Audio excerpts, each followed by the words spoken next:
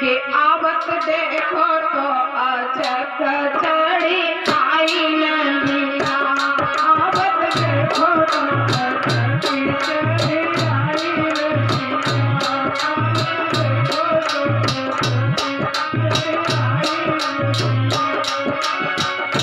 अचक चढ़ी आई यमुना, अचक चढ़ी आई यमुना, वो आवत देखो तो अचक चढ़ी आई यमुना, आवत देखो तो अचक चढ़ी आई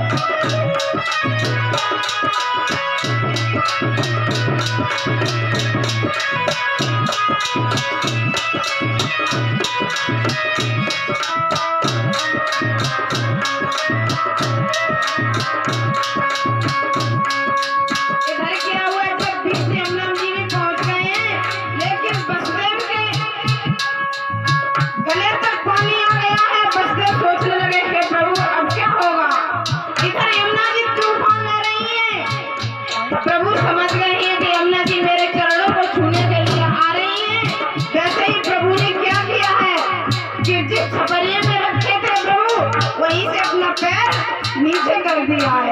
और यमुना जी ने क्या किया? मुरलीधर ने पैर लटकायो, मुरलीधर ने पैर लटकायो, मुरलीधर ने पैर लटकायो, मुरलीधर ने पैर लटकायो, यमुना मैया इस पर सुखायो, यमुना मैया ने इस पर सुखायो, यमुना मैया इस पर सुखायो, यमुना मैया ने इस पर सुखायो। और कोई के शरण धन्य गई मैया हट गई यमुना, आवत देखो तो अचक चढ़ी आई नंदिया, आवत देखो तो अचक चढ़ी आई नंदिया, आवत देखो तो अचक चढ़ी आई नंदिया।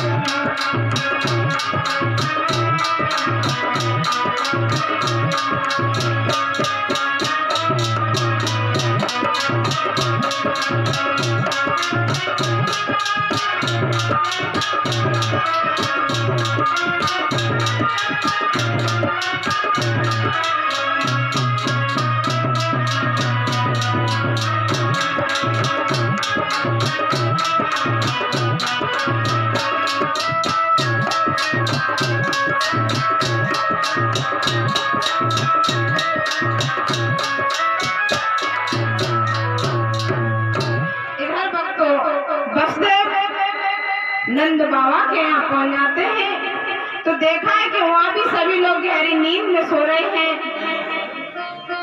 तो वसुदेव ने वहीं पर बेटा को सुलाया है और वहां से एक कन्या लेकर के चले हैं। और जब कन्या लेकर के चले हैं तो पुनः दोबारा मथुरा में आ गए हैं। और जब मथुरा में आ गए तो मथुरा में जैसे ही वसुदेव घुसे हैं वैसे ही कन्या को देवकी के हाथ में दिया है। कहा देवकी इस कन्या को लो। नंद बाबा के यहाँ से मैं इस कन्या को लेकर के आया हूँ। भक्तों जैसे ही अंदर में प्रवेश किया है जेल में, हाथों में हथकड़ी, पायन में बेड़ियां, और वो माया थी, वो माया इतनी जोर जोर से रोने लगी है कि वाह वाह वाह। अब तो जेल खाने में जैसे ही आवाज आई वैसे ही पहरेदार फड़फड़ा करके जग गए हैं। और जब जग गए तो कुछ पहरेदार महाराज कंस की सभा में दौड़े, बोले महाराज की जय हो। बोले अरे महाराज तुम्हारे कान ने जन्म ले लिया है।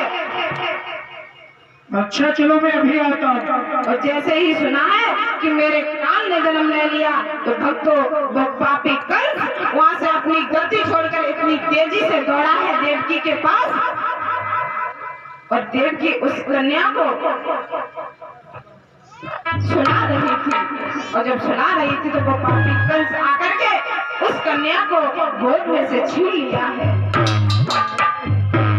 और जब गोद में से छीन लिया है तो वो कन्या का पैर पकड़ के और जैसे ही जमीन में पटका है वैसे ही वो कन्या आकाश मार्ग के लिए चली गई है। और आकाश मार्ग के लिए चली गई और उसी समय कहने लगी अरे पापी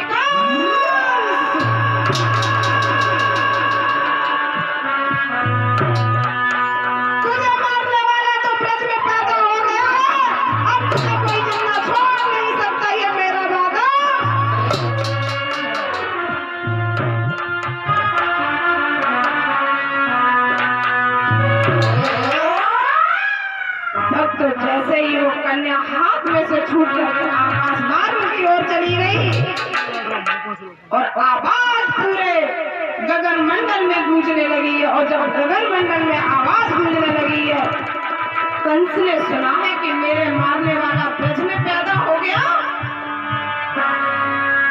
कंस को ऐसा मालूम पड़ा है कि हजारों सर्पों ने उसके डंक मार दिया है।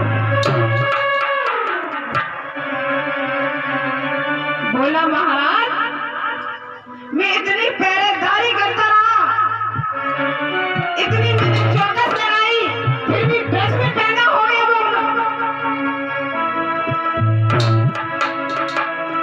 उसी से मैं वसुदेव कहने लगे हैं कंस जिसका जीवन है उसका मरना है और जिसका जीवन नहीं है उसका मरना कहाँ पर है।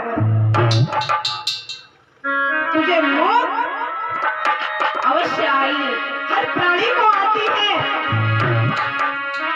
और क्या बोला है वो वसुदेव कंस से कि मौत का समय जो निश्चित है वह उसी समय पर आएगी।